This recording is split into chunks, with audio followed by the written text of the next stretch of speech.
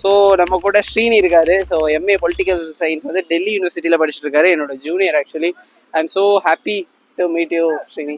So yeah, and முக்கியமான விஷயம் India gate பற்றி எங்களுக்கெல்லாம் தெரியாத ஒரு விஷயம், மக்களுக்கு தெரியாத ஒரு விஷயம், ரொம்ப அன்பாப்புலராக இருக்கிற விஷயம் சொல்லுங்க பார்ப்போம். ஸோ எனக்கு தெரிஞ்ச ஒரு சில விஷயம் மட்டும் சொல்கிறேன்.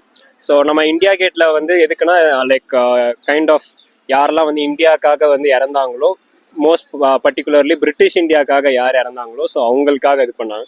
ஸோ நம்ம இங்கேருந்து பார்த்தோம்னா அந்த கல்வெட்டு மாதிரி இருக்கும் அதில்.